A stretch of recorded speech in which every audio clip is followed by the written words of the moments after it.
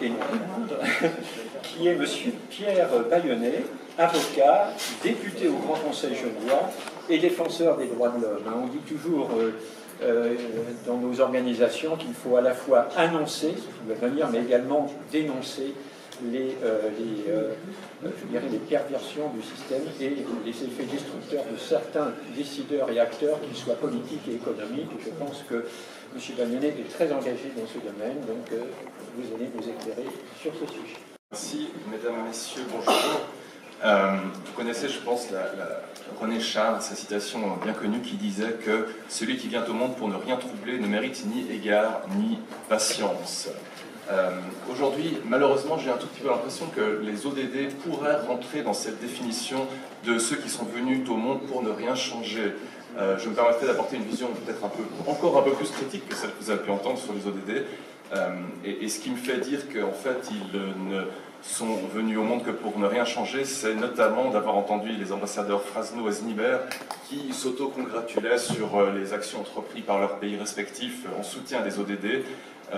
Je me souviens, j'ai entendu ce matin l'ambassadeur Frasno, ambassadeur de France, nous indiquer par exemple que si nous avions des congés payés aujourd'hui, c'était grâce à l'Organisation internationale du travail, méconnaissant par là l'histoire de lutte sociale qui a marqué notre continent et qui fait que c'est bien la population qui s'est battue pour obtenir des droits, et ce ne sont pas des droits qui ont été offerts depuis une espèce d'organisme international qui aurait attribué, qui aurait distribué des droits aux citoyens. Je trouve que ce discours est très dangereux, je tiens à dénoncer ici, ce discours est très dangereux parce qu'il a tendance à nous ramener, nous citoyens, au statut de passagers de la Terre, une Terre qui sera guidée par un capitaine dans lequel nous aurions confiance, nous devrions avoir confiance.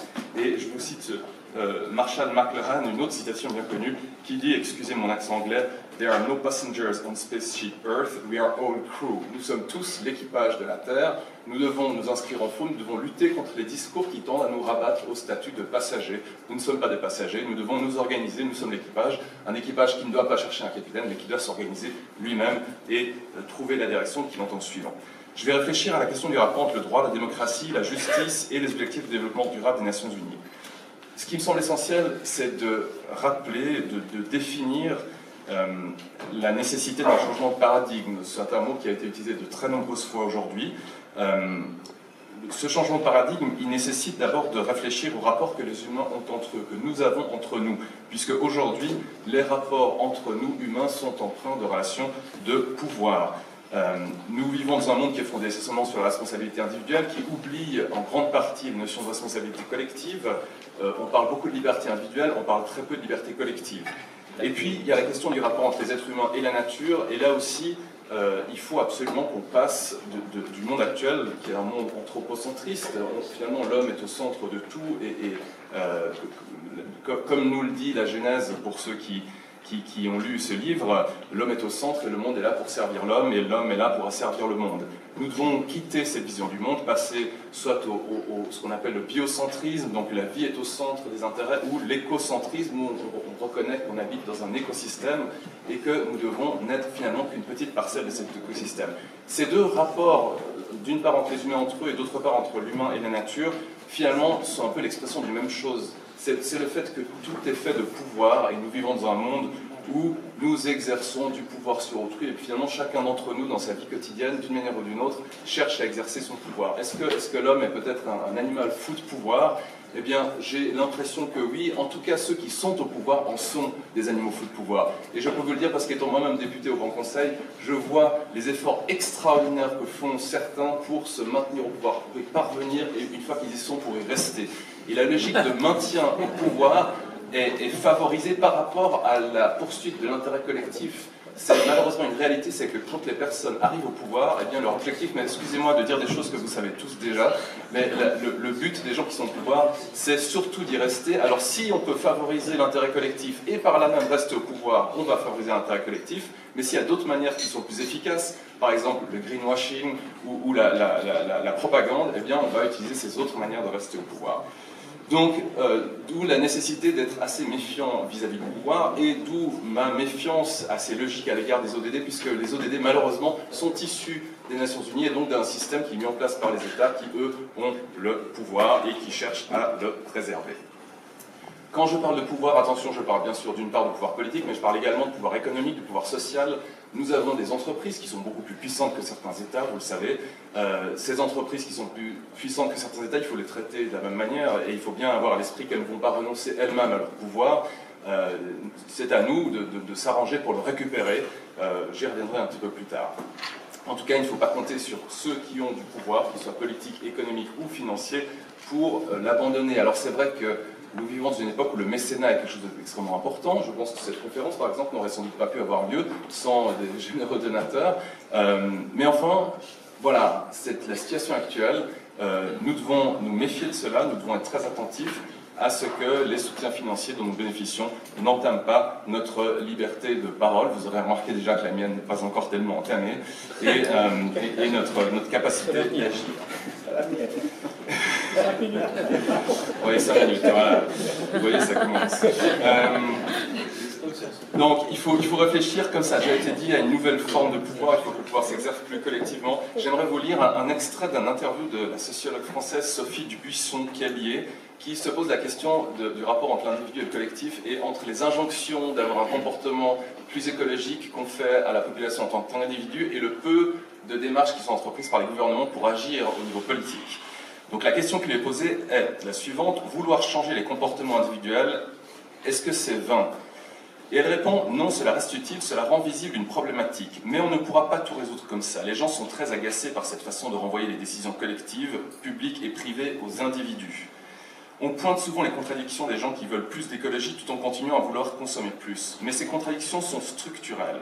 Sur la question de l'aménagement du territoire ou de la mobilité, par exemple, il y a une injonction à changer le comportement sans changer l'organisation du système. C'est une façon pour les pouvoirs publics de se dédouaner. Cela coûte moins cher de cibler les comportements individuels. Donc ce qu'elle nous apprend, enfin ce qu'elle nous dit, c'est deux choses très importantes. D'abord, c'est que l'action individuelle est très importante parce qu'elle rend visible des problématiques. Donc je ne suis pas du tout en train de dire qu'il faut faire tout, toujours tout collectivement, bien qu'on dit parfois, si tu veux aller loin, va tout seul. Non, si tu veux aller vite, va tout seul, mais si tu veux aller loin, va en groupe. Mais il faut aussi des gens qui aillent loin quelque part. Il faut aussi des gens qui aillent loin, qui montrent les chemins qu'on doit suivre.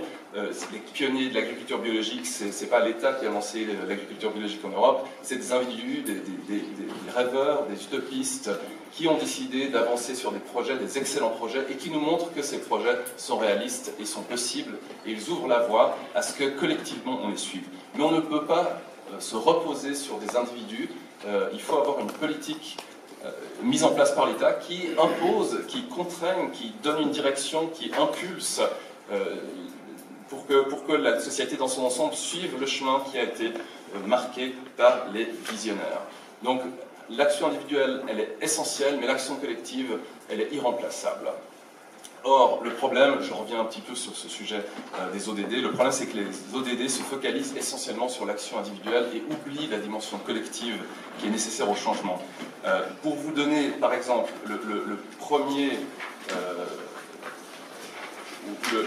excusez-moi, je pense que voilà, le premier objectif des ODD, c'est éliminer la pauvreté sous toutes ses formes et partout dans le monde. Et si vous regardez sur le site internet de l'ONU, vous avez donc objectif 1, pas de pauvreté, et puis la solution proposée par l'ONU, c'est faites don de ce que vous n'utilisez pas. Comme si réellement c'était ça la solution. Et là, excusez-moi, mais c'est vraiment de la propagande, c'est du greenwashing total. Et alors peut-être que les personnes qui ont conçu les ODD n'avaient pas ça en tête, mais en tout cas c'est ce qu'on nous vend aujourd'hui. On essaie de nous faire croire que si on se contente de donner ce qu'on n'utilise pas, donc on continue à utiliser ces 5 voitures, une par semaine peut-être, et puis on donne son vélo au voisin parce qu'on n'a pas besoin de vélo, parce qu'on a déjà 5 voitures, et ben ça va régler des problèmes. C'est évidemment une manière de voir le monde qui n'est pas acceptable. Donc on se focalise sur l'action individuelle, et puis on se focalise aussi sur le système libéral, puisque l'objectif 10 par exemple, qui est de réduire les inégalités dans les pays et d'un pays à l'autre, propose d'accroître le traitement en franchise des droits et de continuer à favoriser les exportations des pays en développement. Et puis d'accroître aussi la part du vote des pays en développement au sein du FMI. Donc on voit qu'on promeut ce qu'on appelle le consensus de Washington pour essayer de résoudre la pauvreté, alors qu'on sait bien que le consensus de Washington, donc le libéralisme, il a un sens dans un monde qui est infini, qui a des ressources infinies. On sait que la main invisible, elle a peut-être un sens s'il y avait des ressources infinies, puis que l'égoïsme pourrait peut-être permettre de satisfaire les besoins communs si chacun avait un accès illimité à des ressources dans lesquelles on pouvait puiser de manière illimitée, mais nous vivons dans un monde fini, donc il faut abandonner cette idée que l'égoïsme va permettre de nous sauver, donc il faut abandonner cette idée que le libéralisme économique est la seule issue possible aux problèmes dans lesquels nous vivons. Bon, je ne vais pas faire trop long, mais voilà, je vais essentiellement terminer en vous disant qu'on se pose parfois la question, mais finalement, pourquoi est-ce que tout le monde ne passe pas au bio? Pourquoi est-ce qu'il y a des guerres? Pourquoi est-ce qu'on a brûlé des sorcières en Europe à la Renaissance? La réponse, essentiellement, c'est quand même qu'il y a un certain nombre d'hommes qui sont guidés avant tout par leur intérêt individuel, avant d'être guidés par l'intérêt collectif, et qui vont chercher à s'accaparer les ressources, à s'accaparer le pouvoir. Et je pense que notre mission en sortant de cette salle, c'est de faire passer ce message qu'il faut qu'on reprenne le pouvoir individuellement, qu'il faut arrêter de laisser le pouvoir en main des autres. Il ne faut pas le prendre pour se l'approprier, mais il faut le prendre pour le partager. Je vous remercie.